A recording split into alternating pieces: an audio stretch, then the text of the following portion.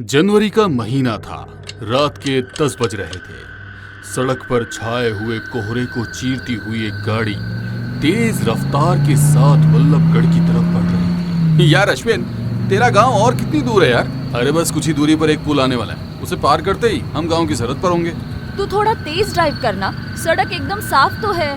जैसे जैसे ये लोग आगे बढ़ रहे थे वैसे वैसे ही रास्ता और खराब और सुनसान होता जा रहा था। अर्पित ने गाड़ी की स्पीड और बढ़ा दी और काफी देर बाद उनको सामने एक पुल नजर आया। इस पुल को पार करने के बाद थोड़ी दूर आगे ही वल्लभगढ़ की सरहद शुरू हो जाएगी। अर्पित तेजी से गाड़ी पुल की तरफ बढ़ा रहा था, लेकिन तभी अचानक से उसने इमरजेंसी ब्रेक लगा दिए। Oh shit! अरे क्या हुआ यार? उन तीनों ने सामने देखा तो टेंशन में आ गए और कार से बाहर निकले। वल्लभगढ़ जाने वाला वो इकलौता पुल टूटा हुआ था। यार ये क्या? पुल तो टूटा हुआ है, अब हम आगे कैसे जाएंगे? दूसरा कोई रास्ता भी नहीं है। दादाजी को कॉल करूंगा तो वो भी परेशान हो जाएंगे। आप लोग परेशान ना हो। इन तीनों ने एक साथ इस आवाज की तरफ देखा तो एक अधेड़ उम्र का आदमी उनकी तरफ ही आ रहा था। मेरा नाम किशन है। एक रास्ता है जहां से आप लोग पैदल वल्लभगढ़ जा सकते हो और वो ज्यादा दूर भी नहीं है। आपका शुक्रिया। अगर रास्ता है तो हमें ले चलिए ना, रात काफी हो चुकी है। मैं इस समय तो वहां नहीं जा सकता। हाँ, सुबह मैं आप लोगों को ले चलूंगा। लेकिन भाई साहब, हम लोग सुबह तक यहाँ भी तो नहीं रुक सकते। आप ले चलिए, हम आपको पैसे भी देंगे। तुमको यहाँ रुकने की जरूरत नहीं है। सुबह तक तुम लोग मेरे घर रुक सकते हो। आपके घर? हाँ, मेरे घर। घबराओ नहीं, वहाँ मेरी बीवी भी रहती है। ये तीनों किशन के साथ चल दिए। वो उन तीनों को जंगल के अंदर ले गया। वो बिना कुछ बोले चुपचाप चले जा रहा था, जिस वजह से ये तीनों भी उससे सवाल करने की कोशिश नहीं कर रहे थे। काफी देर चलने के बाद उन्हें एक घर नजर आया जो दिखने में काफी पुराने समय का था, लेकिन उसकी हालत अच्छी थी। वो देखिए, वो है मेरा घर। अरे ये तो काफी अच्छा है। वो सभी लोग दरवाजे पर पहुंचे, तभी निशा ने बहुत जोरों की चीख लगाई। क्या हुआ? निशा जमीन पर बड़ी गौर से देख रही थी, जहां उसे किसी जानवर की लाश पड़ी नजर आई, जिसको कौवे नोच नोच कर खा रहे थे। कौन है जो इतनी जोर से चिल्लाया? एक प्यारी सी आवाज उन्हें सुनाई दी और उन्होंने देखा कि घर के अंदर से एक लड़की दरवाजे के पास आई है, जो दिखने में भी बहुत खूबसूरत थी और किशन से आधी उम्र की दिख रही थी। अरे कुछ नहीं, ये लोग शहर से आए हैं ना, इसीलिए इस जानवर की लाश को देखकर घबरा गए। यह कहकर उसने निशा से कहा, ये जंगल है, यहाँ जानवरों की लाशें मिलना कोई बड़ी बात नहीं है।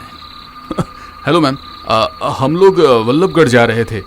पुल टूटा हुआ मिला तो ये हमें यहाँ ले आए। कोई बात नहीं, आप यहाँ रुक सकते हैं। सुबह होने तक आप सभी अपनी मंजिल पर पहुँच जाएंगे। निशा अभी भी तेज तेज सांसें ले रही थी और खुद को संभालने की कोशिश कर ही रही थी। ये सभी लोग अंदर गए तो देखा कि घर के अंदर कोई पलंग नहीं था। बैठने को सिर्फ जमीन थी।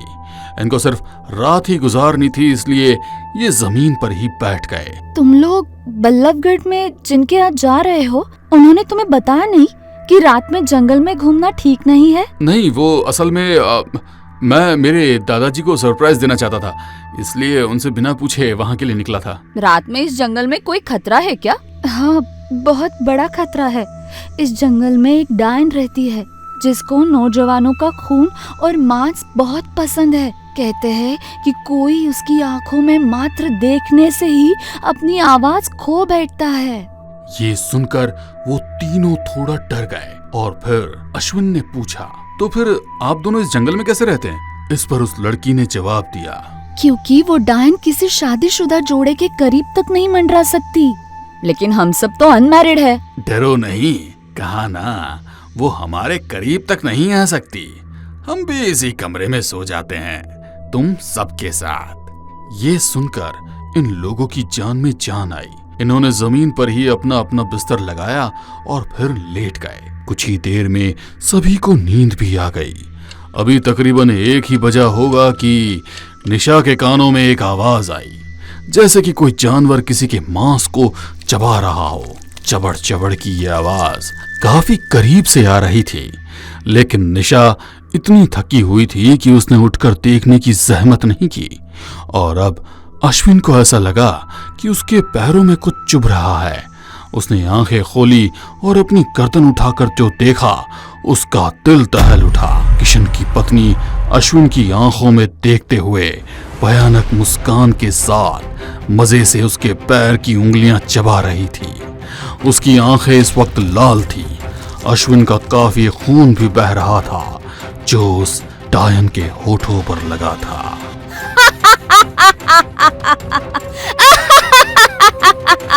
अश्विन ने अपना मुंह खोला और खींचना चाहा, लेकिन उसके मुंह से आवाज गायब हो चुकी थी। अब उसने उठना चाहा, लेकिन वो डायन उसके पैर के सहारे ही उसे जमीन पर घसीटते हुए एक कमरे में ले गई। इस कमरे में बहुत ही ज्यादा गंदगी थी और मांस की बदबू थी। उसने देर न करते हुए अश्विन के गर्दन में मुंह मार दिया। इधर निशा के पेट पर से एक चूहा गुजरा और वो एकदम से उठ गई। कौन है? वो चूहा तो वहां से गुजर गया, लेकिन निशा ने वापस लेटने से पहले एक बात नोटिस की। अश्विन तो यही सोया था, कहाँ गया वो? उसने देखा कि किशन की पत्नी भी अपनी जगह पर नहीं है, तो उसका माथा ठनका। उसने जल्दी से अर्पित को उठाया। अर्पित उठो, देखो अश्विन और वो लड़की दोनों गायब है। क्या हुआ? अर्पित ने उठकर देखा तो कमरे में उन दोनों के अलावा तीसरा किशन ही सो रहा था। घबरा क्यों रही हो? अगर कुछ गड़बड़ होती तो ये भी यहाँ नहीं होता। तभी उन दोनों ने एक ऐसा दृश्य देखा जो दिल को दहला देने वाला था। किशन के शरीर पर कई चींटियां चढ़ी हुई थी और मच्छर भी बैठे थे। अर्पित ने उसके पास जाकर देखा तो पता चला कि वो मरा हुआ है। ये कैसे हो सकता है? ये तो मरा हुआ है। तुम इसको छोड़ो, अश्विन को देखो, पता नहीं वो कहाँ है। अब इन दोनों ने शांत रहकर सुना तो इनको भी चबड़ चबड़ की आवाज सुनाई दी और ये धीरे से उस कमरे की तरफ बढ़ गए। कमरे की चौखट से ही इन्होंने देखा कि अश्विन मर चुका है और वो लड़की डायन के रूप में उसका मांस खा रही थी। अश्विन! उठ गए तुम लोग? ये देखकर अर्पित ने दरवाजा बंद कर दिया और निशा का हाथ पकड़कर वहां से भाग निकला। वो डायन दरवाजे को पीटने लगी और ये दोनों दिल में खौफ लिए भागने लगे। वो तो इंसानों के जैसे ही दिखती थी, फिर वो इतनी भयानक कैसे हो गई? उसने अश्विन को भी खत्म कर दिया। अब हम कहाँ जाएंगे? हमें बस जल्दी से कार तक पहुंचना है, फिर वापस शहर की तरफ चल देंगे। ये दोनों कुछ ही देर में कार तक पहुंच गए और अर्पित ने चाबी घुमाई। ये गाड़ी तो स्टार्ट ही नहीं हो रही है, अब क्या करें? प्लीज अर्पित, चलो यहाँ से। अर्पित अभी गाड़ी स्टार्ट करने की कोशिश कर ही रहा था कि तभी वो डायन न जाने कहां से आकर निशा पर झपटी। अर्पित! निशा! अर्पित ने उसे छुड़ाने की कोशिश की, लेकिन उस डायन ने एक ही हाथ में निशा का पेट चीर दिया। ये देख अब अर्पित की रूह कांप उठी और वो कार से निकलकर पैदल ही भागने लगा। उसे पता था कि अगर अब वो रुक गया तो वो भी अपनी जान से हाथ धो बैठेगा, इसलिए वो लगातार भागता ही रहा। लेकिन एक आम इंसान घंटों के हिसाब से लगातार नहीं भाग सकता, इसलिए काफी आगे जाकर उसकी सांसें उखड़ने लगी। लेकिन अभी भी उसने अपने कदम नहीं रोके। तभी अचानक से वो डायन उसके सामने आके खड़ी हो गई।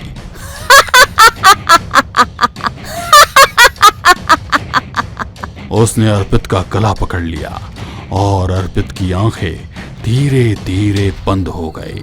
कुछ दिन बाद एक गाड़ी इसी रास्ते से गुजर रही थी। उसमें एक शादीशुदा जोड़ा बैठा हुआ था। हम वहाँ जाकर ठीक तो कर रहे हैं ना? कहीं लड़ाई झगड़ा तो नहीं होगा? अरे नहीं होगा, बस भैया से जाकर बात करनी है। वो उस प्रॉपर्टी में आधा नाम मेरा डलवा देंगे, सिंपल। इनकी गाड़ी अभी पुल के करीब आ चुकी थी।